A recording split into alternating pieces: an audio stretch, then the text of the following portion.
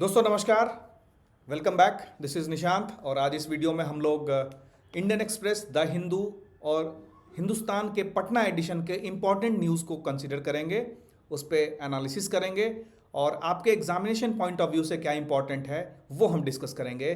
चाहे वो GS1 के लिए इंपॉर्टेंट हो, GS2 के लिए इंपॉर्टेंट हो, आपके प्रीलिम्स पॉइंट ऑफ व्यू से इंपॉर्टेंट हो या इंटरव्यू में उससे रिलेटेड क्या सवाल पूछे जा सकते हैं, हम उस पर बात करेंगे। तो आपको क्या करना है कि आपको इस वीडियो को सुनना है। जो भी आपको टास्क दिए जा रहे हैं, चाहे आपको कहा जा रहा हो कि किसी टॉपिक पे बैकग्राउंड स्टडी करनी है तो आप वो बैकग्राउंड स्टडी करें। अगर आपको कहा जा रहा है कि किसी भी टॉपिक पे कुछ आप कमेंट करें तो ज़रूर आप उस पर कमेंट करें, ठीक है। तो जब तक आप कमेंट नहीं करेंगे या जब तक आप अपना इंटरेस्ट नहीं शो करेंगे तब तक फिर इस जो सीरीज़ को स्टार्ट होती है तो उसमें जो एफर्ट लगता है उसका गिवन बैक नहीं होता है, और जब तक आप अपना एफर्ट नहीं करेंगे इसका फ़ायदा आपको दिखना शुरू नहीं होगा, है ना। तो जो भी कहा जा रहा है वो ज़रूर करिए, और एटलीस्ट इससे रिलेटेड जो भी मेंस क्वेश्चन दिया जा रहा है, तो जो भी मेंस का लिख रहे हैं इस बार, है ना, वो अपना आंसर सुधार सकते हैं यहाँ से, अपने कंटेंट को इम्प्रूव कर सकते हैं यहाँ से, है ना। तो विल स्टार्ट। पहला आर्टिकल जो है ये इंडियन एक्सप्रेस का आर्टिकल है, ये द हिंदू का है और ये भी द हिंदू का है, सुहासिनी हैदर का आर्टिकल है ना। इन सब में वही चर्चा हो रही है ना, जो हमने देखा था। एक शॉर्ट ब्रीफ हम लोग कर लेते हैं। हुआ क्या है कि जो इंडिया और यूनाइटेड स्टेट्स के बीच में जो ट्रेड डील हुई है, इस डील में क्या था कि यूएस ने इंडिया पे पहले 50% टैरिफ लगा के रखा था। ये जो 50% टैरिफ था, इसके दो पार्ट थे। एक 25% जो था वो रेसिप्रोकल टैरिफ था, एक 25% जो था वो टैरिफ था पेनाल्टी वाला। तो अब जो नया ट्रेड डील हुआ है उसमें यूनाइटेड स्टेट्स ने ये 50% से टैरिफ घटा के 18% कर दिया है। तो इस 18% जो हुआ है ये जस्ट एक अनाउंसमेंट है सोशल मीडियाज पे या न्यूज़ आर्टिकल बना है, लेकिन ग्राउंड स्तर पे कैसा होना है इसके पीछे डिस्कशन स्टार्ट है। इसी डिस्कशन को करने जयशंकर जी वाशिंगटन गए हैं, न्यूयॉर्क गए हैं, है ना, वाशिंगटन डीसी में हैं। उसके साथ साथ और भी बाकी सारी चीज़ें जो उसके बैकग्राउंड में चल रही हैं, जैसे डील में ये बात हुई थी कि यूनाइटेड स्टेट्स से हम एग्रीकल्चर रिलेटेड कुछ इंपोर्ट करेंगे, है ना। तो अगर हम वहाँ से एग्रीकल्चर रिलेटेड कुछ इंपोर्ट करेंगे तो कहीं ना कहीं उसका नुकसान हमारे एग्रीकल्चर सेक्टर को भी हो सकता है ना। इस चीज़ को क्लैरिफाई कर रहे हैं पीयूष गोयल साहब, पार्लियामेंट में बार बार बोल रहे हैं कि देखिए हमारा एग्रीकल्चर सेक्टर और डेयरी सेक्टर को कोई सब्सटेंशियल नुकसान नहीं होने वाला है। और भी ये जो न्यूज़ आर्टिकल है इतना रेलिवेंट क्यों है आज के कॉन्टेक्स्ट में, आप ये समझ सकते हो कि इंडिया और यूनाइटेड स्टेट्स दोनों अपनी ट्रेड और स्ट्रैटेजिक पार्टनरशिप को रिकैलिब्रेट कर रहे हैं, है ना। अब उसमें ट्रेड नेगोशिएशन कर रहे हों, है ना। अब चाहे जो क्रिटिकल मिनरल्स की बात होती है उस पर बात कर रहे हों, एनर्जी सिक्योरिटी पे बात कर रहे हों, कुछ स्ट्रैटेजिक ग्रुपिंग जो है, जो क्वाड है, क्वाड के बारे में चर्चा कर रहे हों, तो ये सब चीज़ें अभी चल रही हैं, है ना। पीयूष गोयल साहब जो कहते हैं कि इंडिया यूएस ट्रेड डील पे कि हमारा एग्रीकल्चर और डेयरी सेक्टर बहुत इंपॉर्टेंट है, क्योंकि इंडिया में देखो तो ये एक बहुत ही पॉलिटिकल सेंसिटिव मुद्दा है ना, लोगों की लाइवलीहुड से जुड़ा मुद्दा है। तो कहीं भी किसी भी स्तर पे सरकार नहीं चाहेगी कि ये एग्रीकल्चर और डेयरी सेक्टर में वो प्रेशराइज हो, पब्लिक प्रेशर पड़े कि वापस से अपने जो डील अगर कुछ बात हुई है तो उस पर बैकआउट करे, है ना। तो ऐसा नहीं है। तो इस बात को क्लैरिफाई कर रहे हैं मंत्री जी, कोई कंप्रोमाइज नहीं हुआ है, फार्मर का इंटरेस्ट एज इट इज़ है, और इंडिया की जो अपनी पॉलिसी है एग्रीकल्चर और डेयरी की वो कंटिन्यूड है, इसमें कोई चीज़ नहीं चेंज हुई है, ठीक है। अब हमने देखा था कि जैसे ही टैरिफ रिडक्शन हुआ यूनाइटेड स्टेट्स से 18% तक हमने तो कर दिया है, तो उससे क्या फ़ायदा होगा? उससे फ़ायदा यही होगा कि हमारा जो एक्सपोर्ट कॉम्पिटिटिवनेस है वो बढ़ेगा, हमारा एक्सपोर्ट कॉम्पिटिटिवनेस इंक्रीज होगा, हमारे जितने भी लेबर इंटेंसिव इंडस्ट्रीज हैं जैसे टेक्सटाइल है ना, फुटवियर है, इन सबको सपोर्ट मिलेगा, हमारे एमएसएमईज को फ़ायदा होने वाला है। कहीं ना कहीं हम जो एक्सपोर्ट करेंगे, हमारे एमएसएमई से अगर एक्सपोर्ट होता है तो उसका फ़ायदा हमारे उन लघु उद्यम जो हैं उनको काफ़ी मिलेगा, और सब मिला के इसका फ़ायदा जो सरकार की एक अम्ब्रेला योजना है मेक इन इंडिया, है ना, इसके साथ साथ डिज़ाइन इन इंडिया, इन सब को प्रमोशन मिलेगा। इन सब आर्टिकल्स का यही कहना है ना।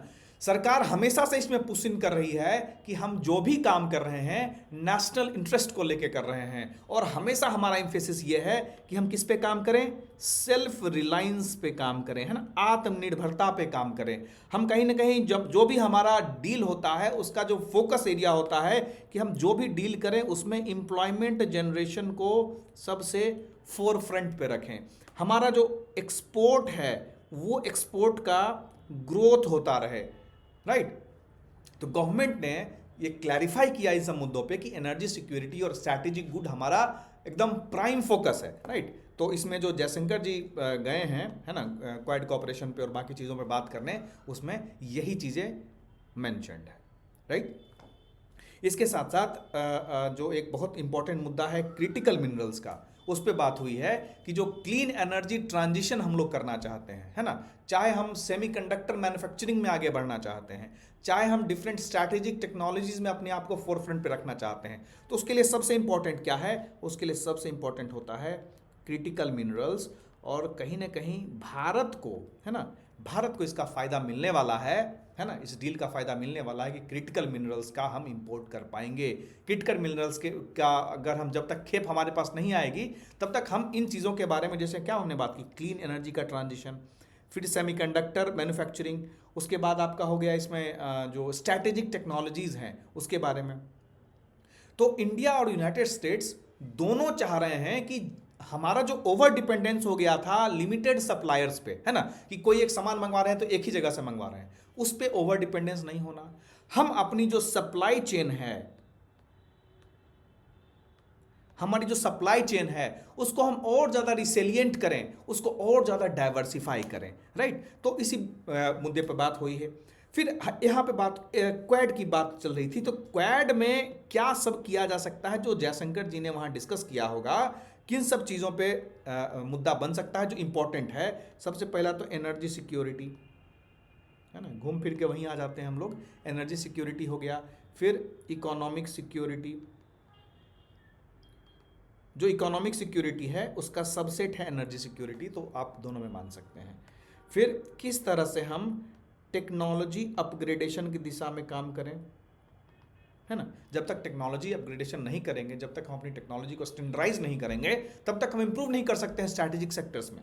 फिर ऑफ कोर्स जो सप्लाई चेन रिसिलियंसी की बात होती है, तो सप्लाई चेन रिसिलियंस हम कैसे मेंटेन करें, तो इन सब चीज़ों पे बात हो रही थी। तो हमारा यही कहना है इसमें कि इंडिया चाह रही है कि हम डुअल ट्रैक करें। कैसे, तो हम यूएस के साथ ट्रेड और एनर्जी पे बढ़िया से इंगेज करते रहें, और जो हमारे किसान हैं उनको भी हमें श्योर करते रहें। उनसे हम एग्रीटेक अगर मांग रहे हैं तो उनसे एग्रीटेक मांगें, लेकिन हम ये कोशिश करें कि हमारे जो फार्मर्स हैं उनको नुकसान ना हो। तभी तो जो सारी चीज़ें हो रही हैं वो सारा कुछ डिपेंड करेगा किस तरह से हम इसको इम्प्लीमेंट करते हैं। अगला इकोनॉमिक सर्वे हमको बताएगा कि ये जो चीज़ें हो रही हैं उसका आउटकम क्या निकला, है ना। तो मोटा मोटी यही सारी चीज़ें इसमें की गई हैं। अब चलते हैं अगले आर्टिकल पे। अभी एक न्यूज़ में था एंथ्रोपिक। एंथ्रोपिक क्या है, ये एक प्लगइन है। एंथ्रोपिक क्या है, एंथ्रोपिक इज ए प्लगइन। आप लोग यूज करते होगे क्लॉड, क्लॉड यूज करते होगे, क्लॉड का एक प्लगइन है एंथ्रोपिक। एंथ्रोपिक जो है ये एक बेसिकली एआई टूल का मान सकते हैं इसको। कहाँ यूज होता है, क्लॉड का प्लगइन है।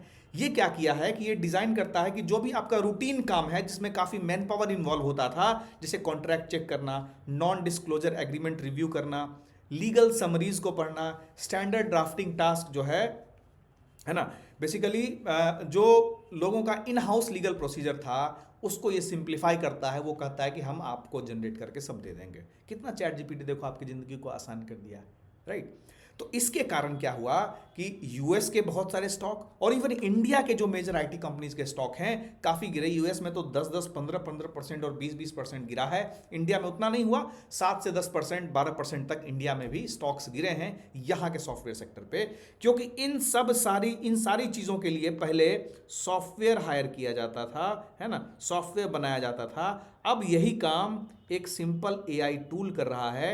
जिस सॉफ्टवेयर को बनाने में पहले करोड़ खर्च होते थे, अब वो काम AI tool simple subscription based fund पे कर दे रहा है। तो कहीं ना कहीं एक ट्रांसफॉर्मेशन है। इस ट्रांसफॉर्मेशन को जो एब्जॉर्ब नहीं कर पाएगा वो पीछे रह जाएगा इस रेस में, है ना। चलो अब हम चलते हैं नेक्स्ट। अपना आर्टिकल जो है वो है कि एक आईएएस ऑफिसर हैं थ्रिशूर के, उन्होंने जो आंगनवाड़ी सिस्टम है उसको रिवैम्प किया। आंगनवाड़ी सिस्टम को रिवैम्प किया तो इससे हमें क्या सीखने को मिलता है, ये आर्टिकल का इस्तेमाल आप अपने एसे में कर सकते हैं। इस आर्टिकल का इस्तेमाल आप अपने एसे में कर सकते हैं। इस आर्टिकल का इस्तेमाल आप अपने GS2 सेक्शन 2 के आंसर्स में कर सकते हैं, ठीक है।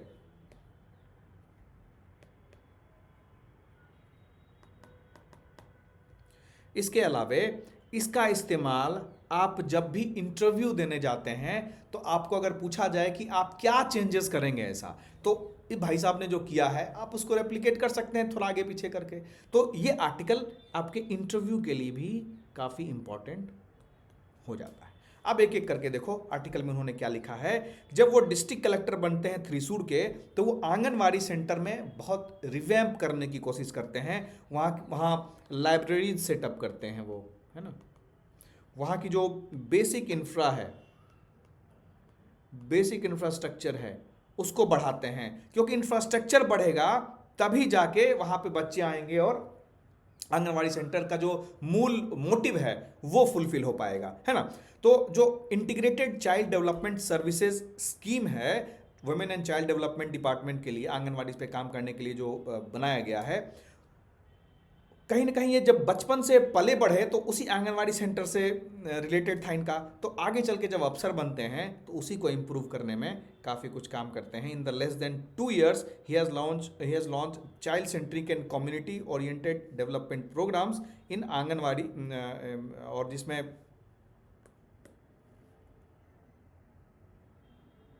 ना सबसे बड़ा योगदान इनके लाइब्रेरीज को कहा गया है, क्योंकि ये क्या है, बच्चों में और बुजुर्ग में एक रीडिंग हैबिट डेवलप कर रहा है ये, है ना। तो रीडिंग हैबिट जहाँ डेवलप करेगा उससे क्या होगा, समाज का उत्थान हो रहा है इन सब चीज़ों से, है ना। तो ये आर्टिकल आप डायरेक्टली वहाँ यूज़ कर सकते हैं। अब हम लोग आगे चलते हैं, हमारे काम की चीज़ जो एग्जाम पॉइंट ऑफ व्यू से उसको थोड़ा देखते हैं।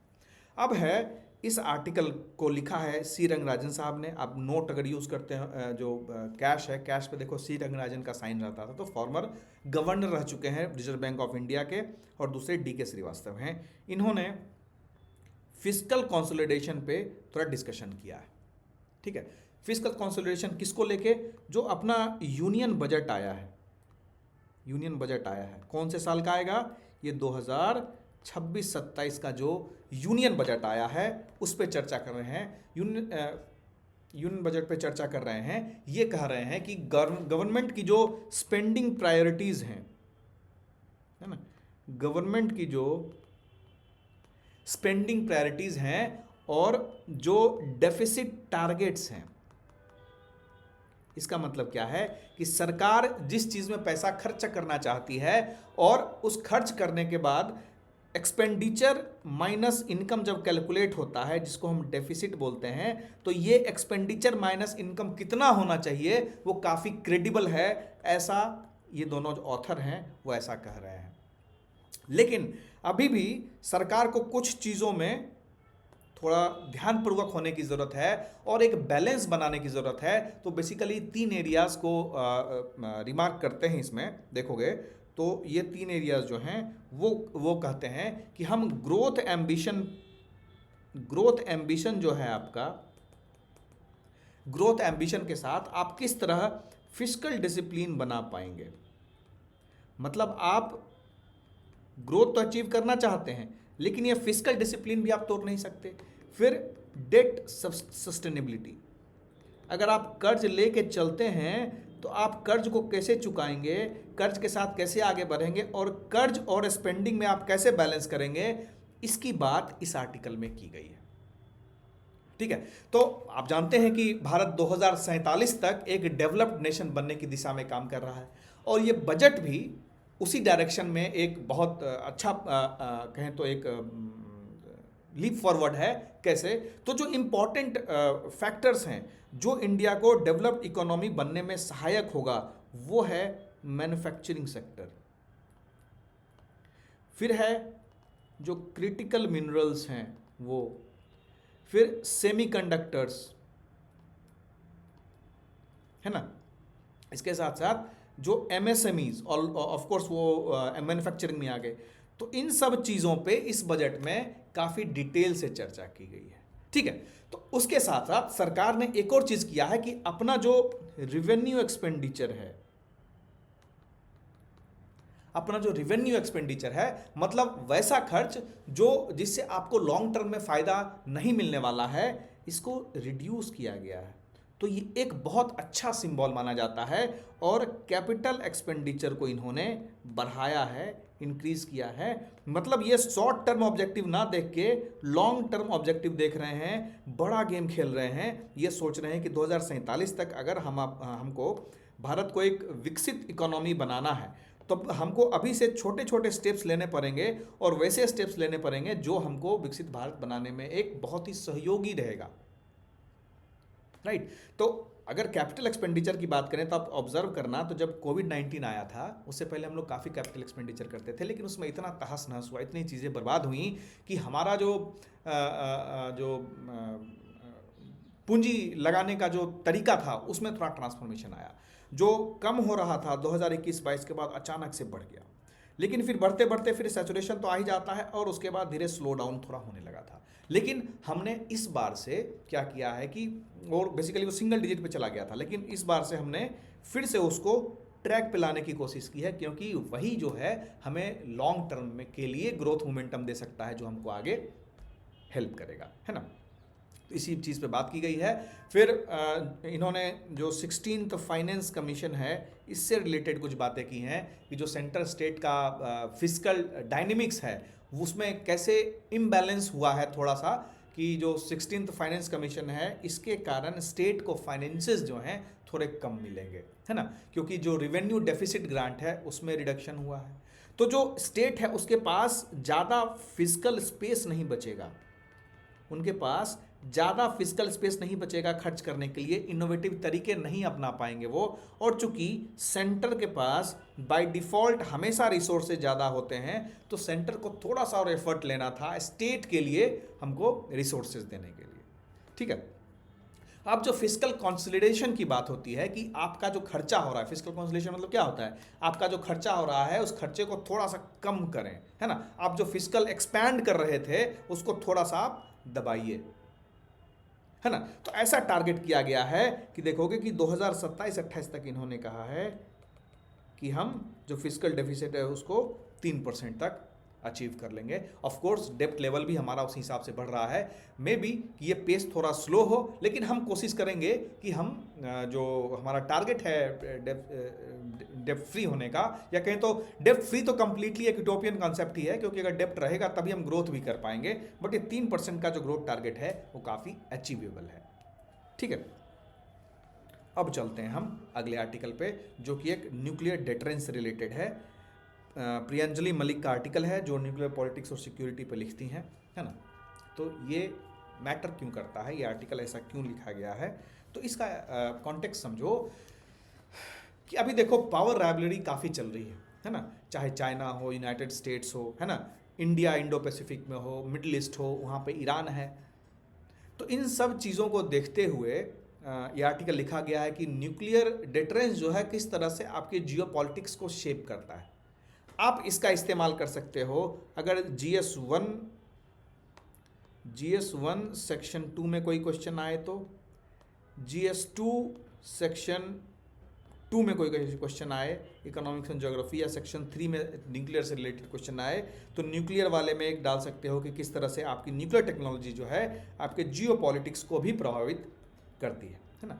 तो ये जो अभी कुछ डेवलपमेंट्स हुए हैं, जैसे देखोगे कि यूरोप और यूनाइटेड स्टेट्स का जो रिलेशन है वो थोड़ा सा स्ट्रेन हुआ है ना। फिर जितने भी आर्म्स कंट्रोल के फ्रेमवर्क हैं,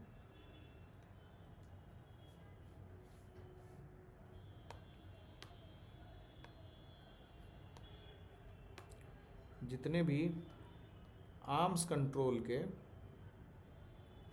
फ्रेमवर्क हैं ये धीरे धीरे डिग्रेड होता चला रहा है। कोई भी कंट्री जो है इसको इंस्टीट्यूशनली एक्सेप्ट नहीं कर रही है ना।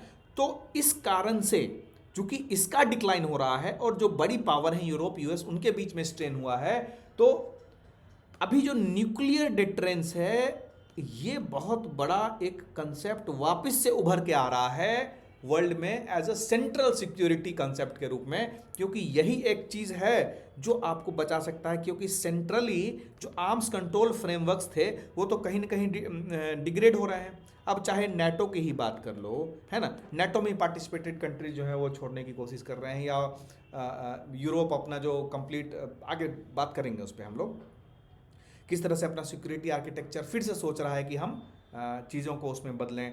फिर यूएस का जो ट्रस्ट है नेटो पे वो कम होता जा रहा है। तो कहीं ना कहीं ये सारी चीज़ें बहुत मैटर कर रही हैं, है ना।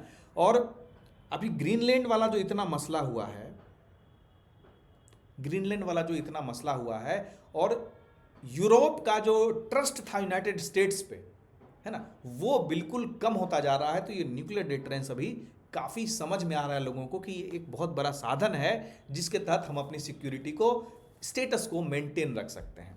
यहीं पे जो राइटर हैं वो बात करते हैं नेटो की।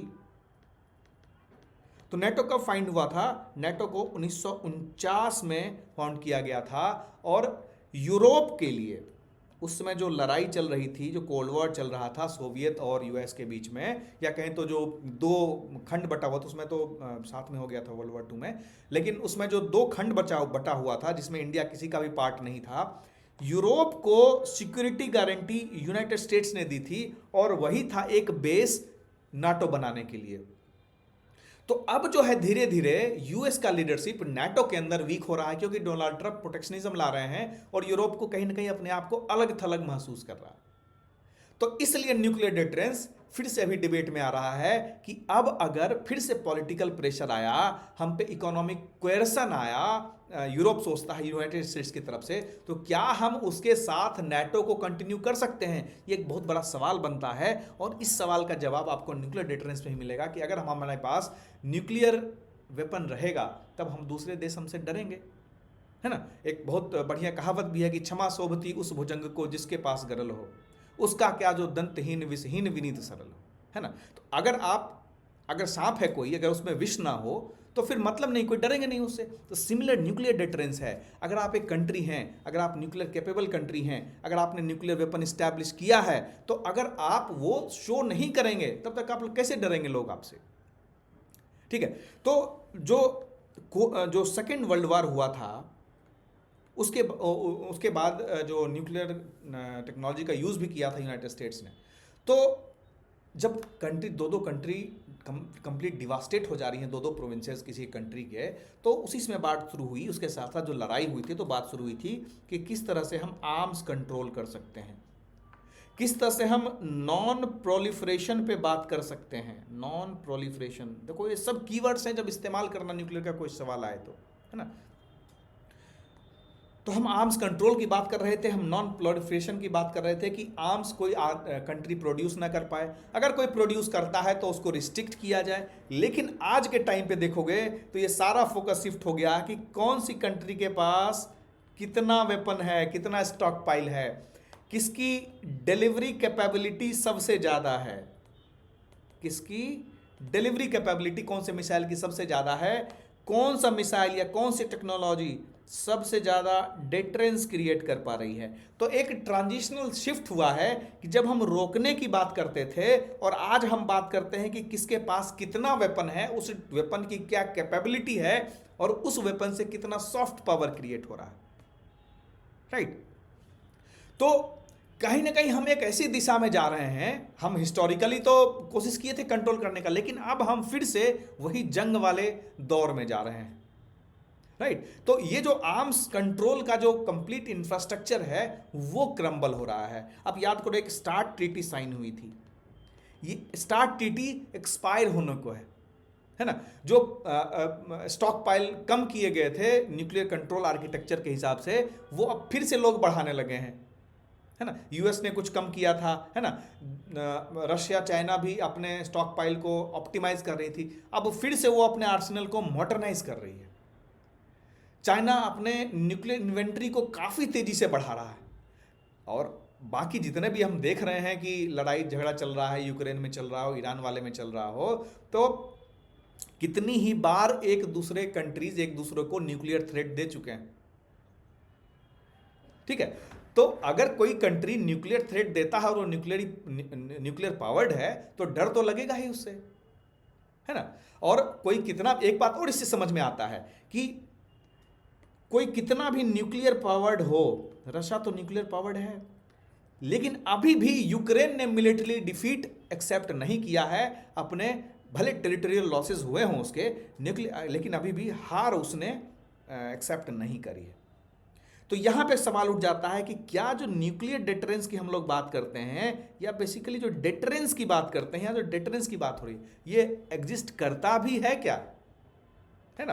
तो फिर राइटर बात करते हैं कि अब क्या करना चाहिए यूरोप को, यूरोप इसमें क्या दिशा दे सकता है। तो यूरोप के पास क्या चॉइसेस हैं अभी, तो या तो US, Europe, United states related जो भी न्यूक्लियर प्रोटेक्शन रिजाइम क्रिएट किया उन्होंने, उसके साथ कंटिन्यू करें, या खुद से आपस में मिलके एक ऑटोनोमस सिक्योरिटी इंफ्रास्ट्रक्चर क्रिएट करें, ऑटोनोमस सिक्योरिटी इंफ्रास्ट्रक्चर क्रिएट करें, क्योंकि नाटो का अब रेलिवेंस उतना ज़्यादा रहा नहीं, लोगों का ट्रस्ट रहा नहीं, न्यूक्लियर डिटरेंस क्रिएट कर नहीं रहा। आप एग्जांपल यूक्रेन में देख सकते हैं, तो कुछ ना कुछ तो करना पड़ेगा, है ना। जो फ्रांस और यूनाइटेड किंगडम है, तो वो अपना जो न्यूक्लियर अम्ब्रेला है उसको थोड़ा सा और एक्सपैंड कर सकते हैं, राइट। तो आप एक रीजनल रिस्पॉन्सिबिलिटी की दिशा में काम करिए, यूनाइटेड स्टेट्स पे जो आपका डिपेंडेंस है उसको थोड़ा कम करिए, तो यूरोप के पास यही सब रास्ता है ना।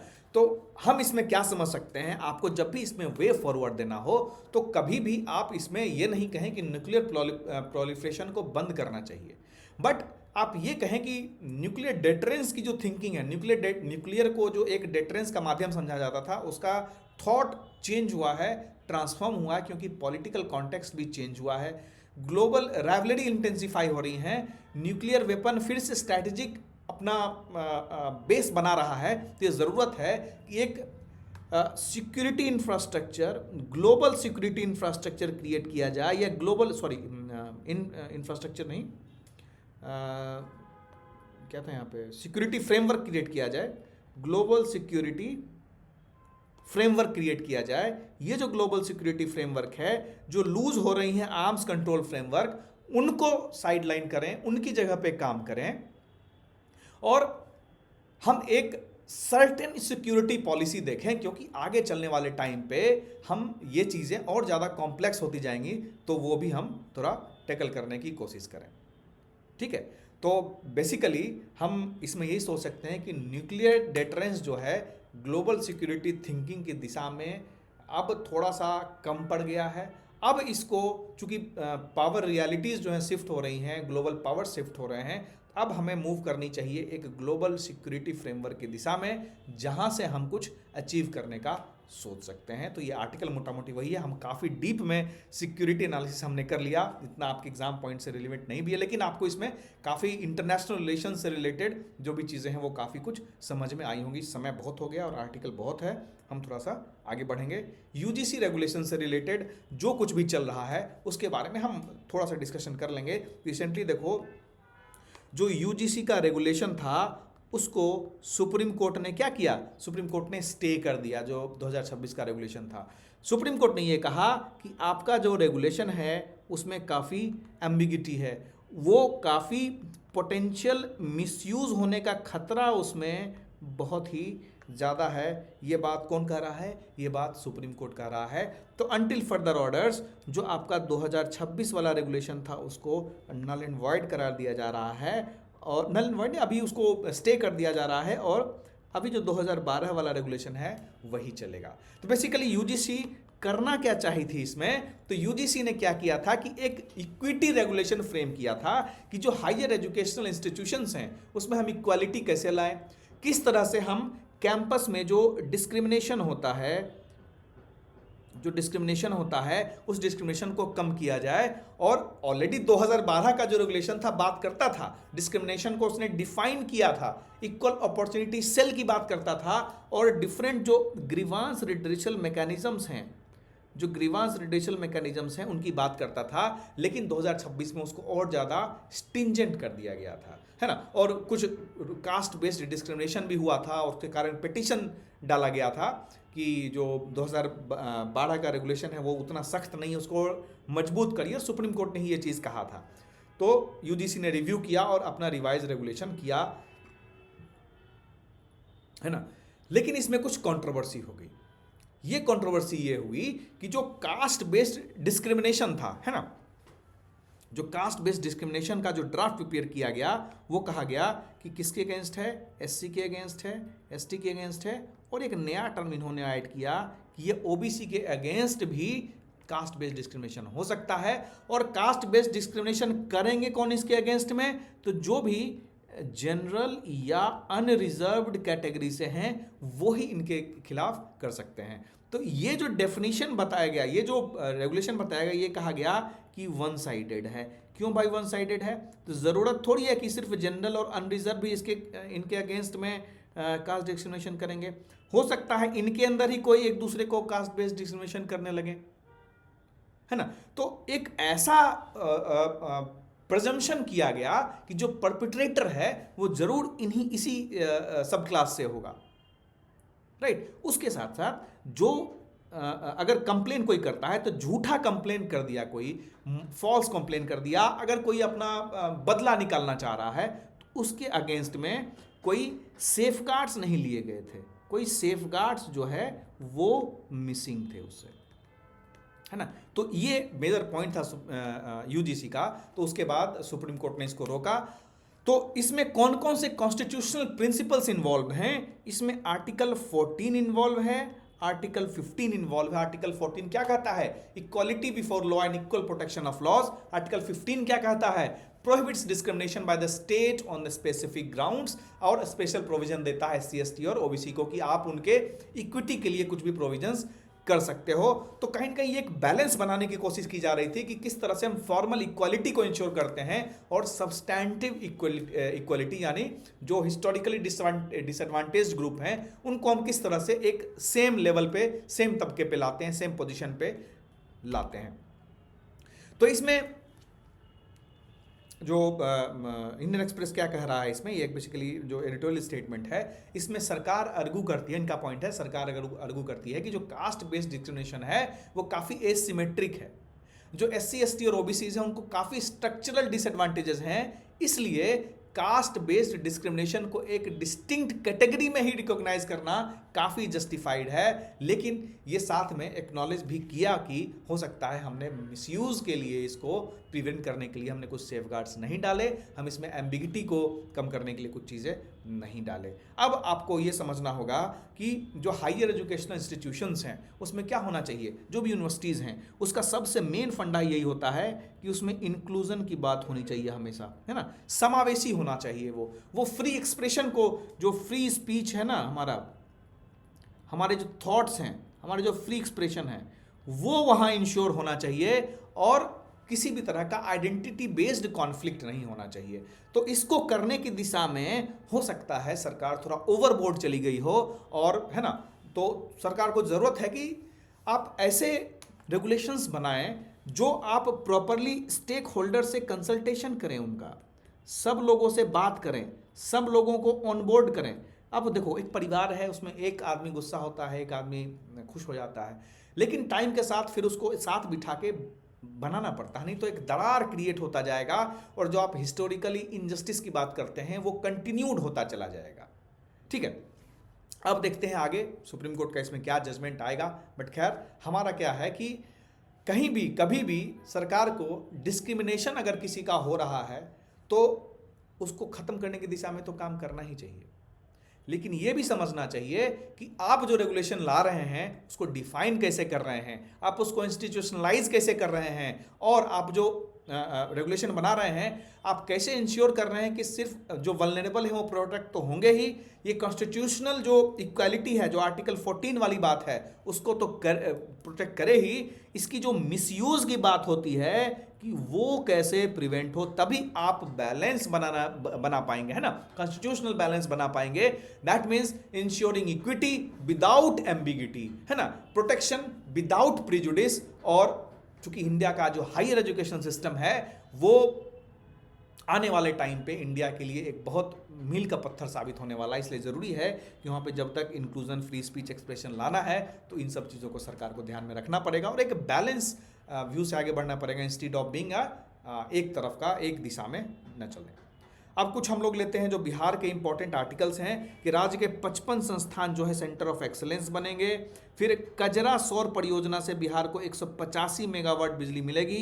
आप हमें कमेंट करिएगा कि कजरा कहाँ लोकेटेड है, कितना मेगावाट, 185 मेगावाट, 185 मेगावाट। अच्छा, ये जो बिजली होगी ये किस तरह की होगी, ये सोलर बिजली होगी, सौर परियोजना होगी।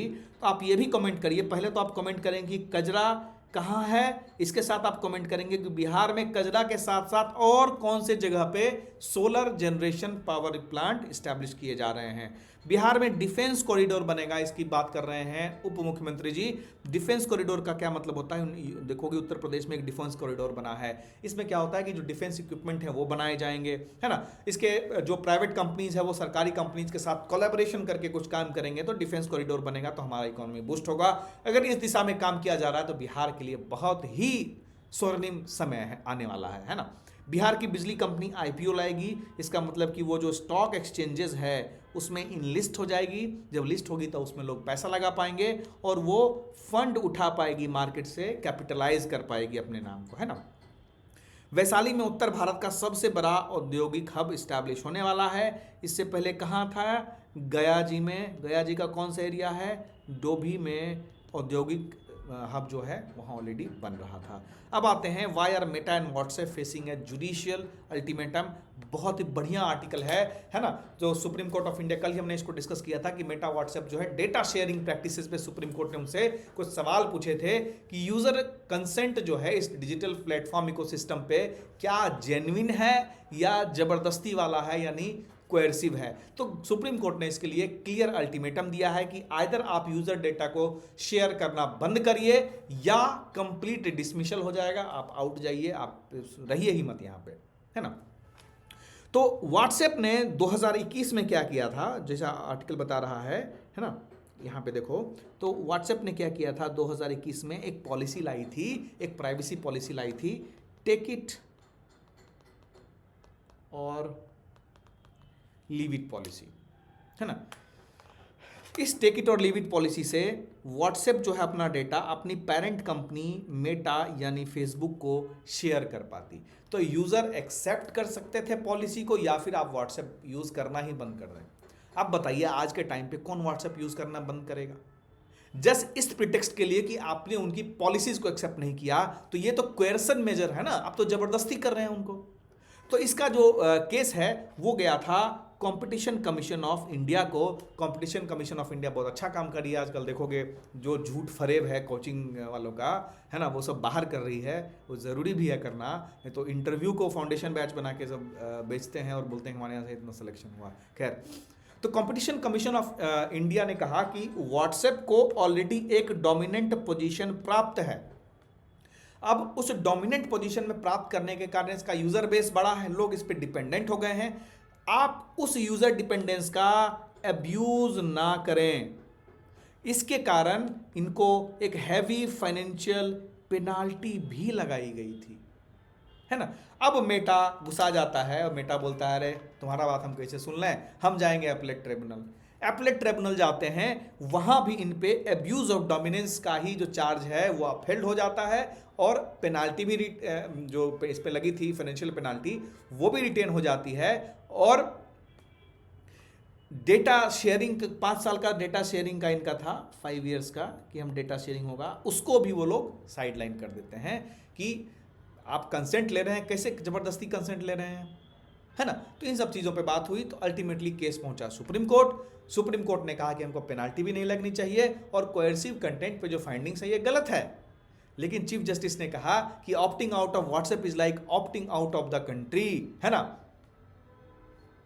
तो ये बताता है कि किस तरह से डिजिटल मार्केट में एक नेटवर्क इफेक्ट है। मतलब आप एक में घुसे तो आपको दूसरे में जाएंगे, तीसरे में जाएंगे। अभी क्या होगा कि व्हाट्सएप अपना डेटा मेटा को बेची, कल होके व्हाट्सएप बिक जाएगा, व्हाट्सएप को गूगल खरीद लिया तो ये अपना डेटा व्हाट्सएप फिर से गूगल को दे देगी। तो सारी कंपनीज के पास हमारा डेटा ट्रेवल करता रहेगा, तो क्या मजाक है ये, राइट। तो ये जो मोनोपोलिस्टिक इकोसिस्टम बना है, आप देखो तो हर चीज में ऐसा सिस्टम बन गया। तो ये जो है इंडिविजुअल प्राइवेसी की दिशा में बहुत अच्छा एक जजमेंट था। आप इसको लिख सकते हैं अपने आंसर्स में, GS2 सेक्शन 3 का जो क्वेश्चन आएगा उसमें।